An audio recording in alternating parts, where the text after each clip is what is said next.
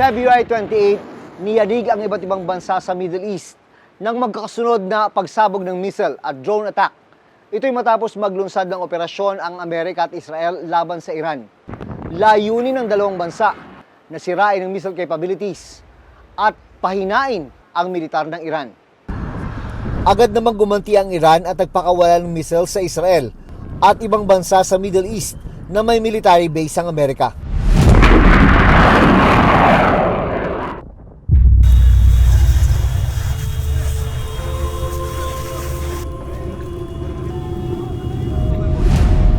Gabi ng February 28, isang Pinoy caregiver ang iniulat na nasawi sa insidente.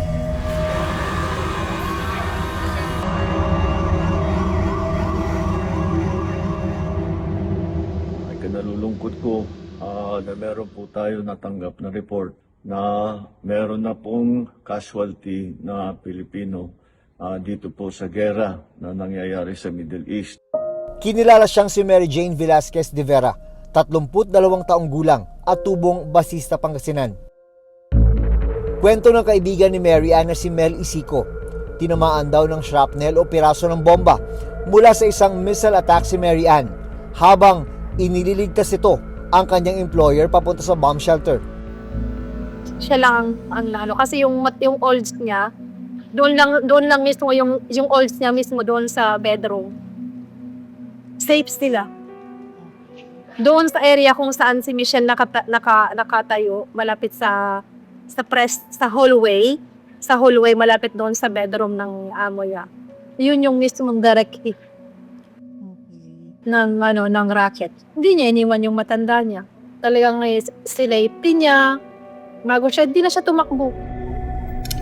4 na araw matapos ang pagkamatay ni Mary Ann, pinuntahan ni Mel ang lugar kung saan binawian ng buhay ang kaibigan. Ito po, nandito po ako sa incident site kung saan po yung na-hit. Direct yung building kung saan si Mary Ann nagwo-work. Saka ito po yung mga neighborhood po na ano din, tinamaan din. Actually, 360 degree po ito. Lahat po ng area. Oo, sirang-sira po talaga. Ilang metro lang ang layo nito sa isang military base nang inaatake rin ng pagsabog. Kwento ni Mel, bago ang insidente, mismong si Mary Ann pa raw ang palaging nagpapaalala sa kanilang chat group na unahing iligtas ang sarili sakaling mangyari ang pag-atake sa kanilang lugar. Ate, huwag niyong kakalimutan na pag may alarm, unahin natin ang sarili natin. Kasi yun naman kasi talaga ang protocol dito. Basta sinave niya na lang yung employer niya. Parang whatever happens, mamatay man ako. Nagpakahero siya eh. 2019 na magtrabaho si Mary Ann bilang caregiver sa Israel. Kasama niya roon ang kanyang asawa. Kwento ni Mel, isa raw si Mary Ann sa pinakamalapit niyang kaibigan. Since dream niya kasi magkaroon ng baby, kinukuha niya yung anak ko, siya nagpapatulog. Dream niya, wish niya sa buhay, magka-baby. Yung mga hinatid ko ngayon ay hindi sila natuloy. Ihahatid sana ni Shai ang mga kasamahang OFW sa airport nang bigla na lang daw umugong ang malakas na tunog ng sirena sa Ben Gurion International Airport sa Israel. Nag-alarm na. Gera na naman. Hudyat daw ito ng posibleng pag-atake ng mga missile sa paliparan. Walang katao-tao sa airport. Walang check-in, sarado, kansilado lahat.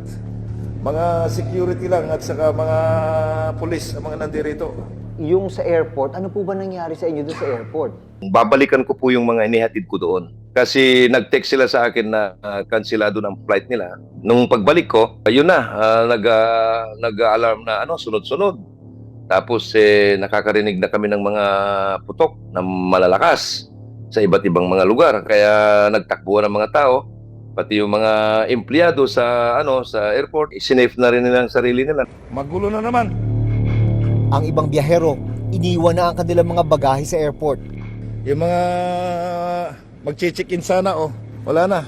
Nagtago na lahat yung mga dito. Sa check-in counter, naiwan ang mga bagahe nila. So, ganun ang nangyari doon. Kaya malinis, walang mga tao. Hanggang sa Naghintay ako ng 2 oras doon dahil hindi sila palabasin. Grabe po siguro yung kaba niyo nung sandaling yun, ano? Opo, ganoon talaga. Hindi kami kampantingan kasi nadanas po namin yan last year na yung maraming casualties last year. Matapos ang pag-ugong ng sirena, Nag-alarm po kanina. At 3 beses nag-alarm. agad daw na umalis si Shai sa airport para makauwi sa kanilang tinutuluyan sa Tel Aviv. Pero sa daan pa lang, maririnig na raw ang pagsabog sa ibang mga lugar. Kahit hindi dumapo dito, hindi bumagsak dito sa city namin, sa Tel Aviv, ay naririnig namin yung mga bumabagsak sa ibang cities. Kaya ganun na lang kami nangangamba. Mga higanti na ballistic missile, drones na hindi mo alam talaga pagka dumapo yan, segundo lang eh. Wala pang segundo eh, talagang boom!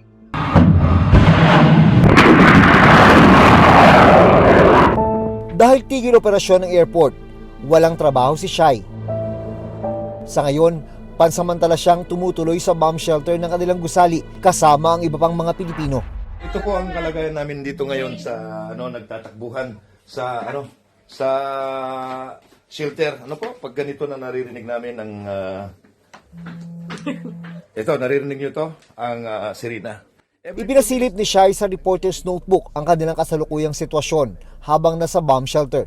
Punta naman po tayo sa sa bomb shelter na kinaroroonan ko at dito na rin ako, ginawa ko na po itong kwarto. At hindi na ako lumalabas pagka mayroong alarm o sirena na hudyat na parating ng mga missile. Ito po, sinasarado ko na itong bintana na ito. Ganyan po ba talaga ang pagkakasetup ng mga tinitirhan nyo dyan talaga? Lahat ng apartment, new buildings, yung mga binibuild nila ngayon na bago. Ano pong natatanggap nyong signal mula sa pamahalaan para kayo pumunta ng bomb shelter? Mayroon po kaming automatic na dito, apps dito sa telepono namin. Pagka nag-red alert na, magre-ring yan. Within few minutes, within that time, dapat nasa loob ka na ng sa lalong madaling panahon, sa loob ka ng shelter.